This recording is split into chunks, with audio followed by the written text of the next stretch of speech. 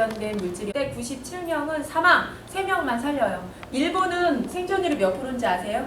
30%가 넘어요. 선진국도 10%가 넘어요. 우리나라는 왜 이렇게 낮을까요? 낮은 이유가 첫 번째 뭘까요? 네.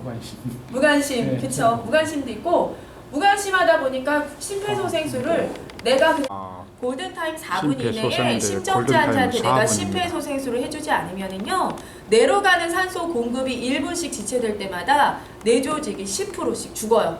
4분이 지나면 뇌 조직은 25%씩 죽어갑니다. 자, 문제는 뭐냐? 나머지 80%가 어떤 원인일까요?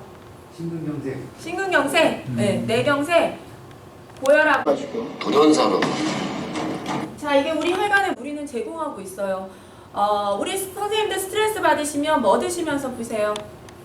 술 볶아서요 열로 내리잖아요. 커피를 열로 내리게 되면 카페인이 카페스테롤로 바뀌어요. 그렇죠? 저만큼 혈관에 막혀있는 진짜 와서 회복 불가. 동맥경화가 나이 1분이 지날 때마다 초생률이 10%씩 감소하는 걸로 되어 있습니다. 네. 자, 누군지 아세요? 누구? 태워서 병원을 이송해야 되는데 본인들의 차로 가요. 응급조치가 됐을까요? 가는 아주 안타까운 사례인데, 이 선수가 쓰러질 당시 2살, 4살 어린 자녀 있었어요. 젊은 배우자 있었어요. 한순간에 가장이 응급 상황에서 아무런 도움도 못 받고 식물인간이 돼서 돌아왔을 때 고 임수혁 선수는 늦은 대처로 골든타임을 의식불량 상태 50일 갔어요. 11년 후 심장 부정맥으로 쓰러진 축구선수 신영록 씨는 신속한 조치로 의식불명 상태에서 50일 만에 깨어나는 기적을 보여줬습니다. 심장이 멈춰 쓰러진 40대 주부를 마침 복귀하던 소방대원들이 살려냈습니다. 생존을 위한 골든타임 4분이 얼마나 소중한지 영상 보시죠. 전병남 기자입니다. 길가에 서 있던 한 여성, 갑자기 온몸이 굳어버린 듯 그대로 넘어집니다.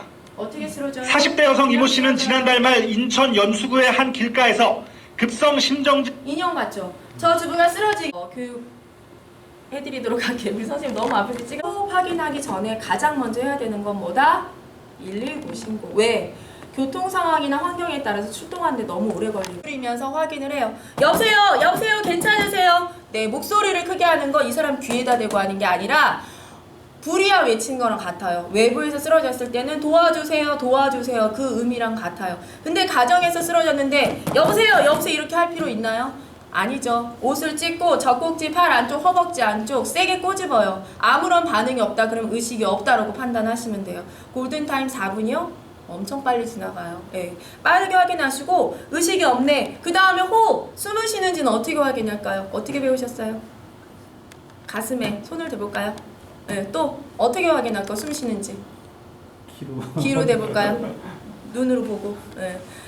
보통은 소방서나 이런 데서는 두 손가락을 코 밑에 대고 숨을 쉬는지 확인하라고요. 본인 코 밑에 대보세요. 숨 잘 느껴져요? 네. 이게 이런 상황에서는 쓰러졌을 때 제가 신고해주세요 하고 가슴 압박하고 있어도 119가 안 오는 사례 많아요. 우리나라 사람들은 2명 이상만 돼도 서로 눈치 봐요. 누군가 했을 거라 생각하고 안 해요. 지정신고를 해야 돼요. 지정신고. 앞에 계신 남자분 119 신고 좀 해줘. 이런 식으로 지정신고하는 것만 기억하시고, 지금의 119 시스템이 어떻게 바뀌었냐. 옛날에는 신고하면 출동하겠습니다 하고 끊었어요. 그러면 나하고 환자하고 둘이서 사투를 벌여요. 살리는 건지 죽는 건지 이게 너무너무 무섭고 힘들었는데 요즘에 어떻게 바뀌었냐? 영상폰으로 전화가 와요. 그래서 환자 상태 보고요. 압박 위치 알려주고 그 다음에 숫자까지 같이 세는 걸 도와줘요. 소방대원이. 그래서 조금은 이제 내가 하기가 수월해지는 시스템으로 바뀌었다는 거 참고하시면 되고, 가슴 압박, 기도의지, 인공호흡하라고 되어 있어요. 여기서 안 해도 되는 거 뭘까요? 자들 무조건 심정지환자는 가슴 압박만 진행을 하는 거예요. 이해되세요? 네. 그래서 가슴 압박을 하실 때는 이 흉골뼈를 타고 내려와서 여기 쏙 들어가는데 갈비뼈가 끝나는 부분이 어디? 명치예요. 명치. 자, 그래서 가슴 압박을 하실 때 내가 손바닥을 전체 펴가지고 계속 압박을 해요. 자, 이 압박의 속도는 심장이 뛰는 속도 1분에 100에서 120회 1초에 2회거든요. 하나, 둘, 셋, 넷, 똑딱, 똑딱 초침 가는 속도로 진행을 하는데 119 구조대원이 올 때까지 내가 가슴 압박하려면 몇 번 눌러야 될까요? 수학 문제. 아니에요. 그리고 손꿈치를 들어서 누르는 거 아니에요. 팔은 펴진 상태에서 어깨와 몸무게 힘으로만 눌러요. 무슨 말이냐면 한 100번도 못해요. 내가 같이 쓰러져요, 탈수로. 예, 그래서 내가 119가 올 때까지 지속적으로 누르려면 정확한 자세가 필요하고 어깨와 몸무게 힘으로만 압박을 해야 돼요. 손꿈치가 떨어지면 안 되는 이유는 뭐다? 압박하면서 이게 움직이게 되면 어때요? 장칠 수 있는 22시간씩 하는지를 같이 체크를 해요.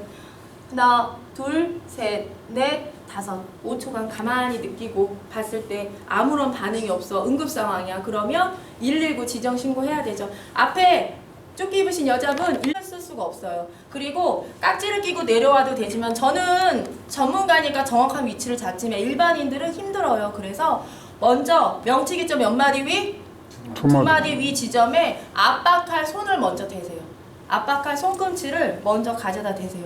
그 상태에서 깍지를 끼시면 돼요. 팔은 구부러지면 된다, 안 된다? 안 된다. 자, 엉덩이 뒤로 이렇게 가 있으면 될까요, 안 될까요? 안 됩니다. 엉덩이 들어야 돼요. 그쵸? 몸을 세워야 되고요. 이 상태로 해도 되지만 이거보다 내가 훨씬 압박을 쉽게 하기 위해서는 환자한테 올라타서 가슴뼈가 내려갈 정도로 눌러야 돼요. 무슨 말인지 아시겠어요? 이 상태에서 둘, 셋, 넷, 다섯, 여섯, 일곱, 여덟, 아홉, 열, 둘, 셋, 넷, 다섯, 여섯, 일곱, 여덟, 아홉, 열, 셋, 둘, 셋, 넷, 다섯, 여섯, 일곱, 여덟, 아홉, 30. 손꿈치를 떼지 않은 상태에서 환자 호흡이 돌아가는지 체크. 하나, 둘, 셋, 넷, 다섯. 안 돌아갔으면 다시 또 그대로 손을 떼지 않은 상태로 진행하는 거예요. 이해되시겠어요? 그리고 환자 만약에 의식이 돌아왔어. 입에 피토사물 올라오면 눕혀놓으면 될까요? 안 되죠. 기도 확보를 요즘에 하지 않는 이유는 뭐냐? 당황해서 젖히게 되면요. 기도가 다시 막혀요. 그래서 환자를 그냥 내 무릎에 살짝 기대기만 해도 흘러내려요.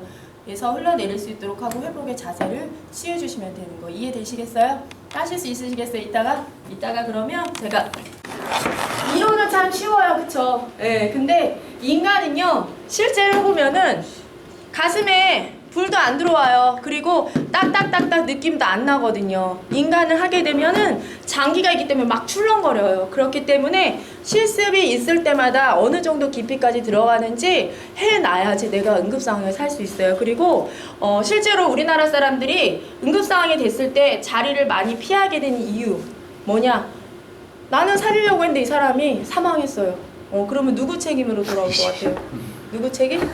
내 책임이 될까봐. 또는 갈비뼈가 부러졌다고 의료비를 청구하는 소송이 일어나기도 했었어요, 과거에는.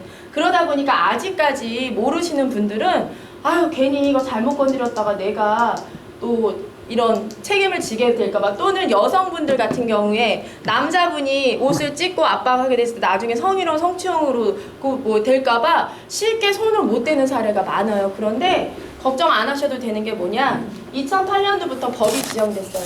응급의료에 관한 법률 제5조 의항 선한 사마리안법이라고 해서 선의의 구조자가 그냥 심정 하나 시작 하나 둘 너무 빨라요. 네 다섯 여섯 일곱 여덟 아홉 열 둘 셋 넷 다섯 여섯 일곱 여덟 아홉 열 셋 둘 셋 넷 다섯 여섯 일곱 여덟 아홉 열 네.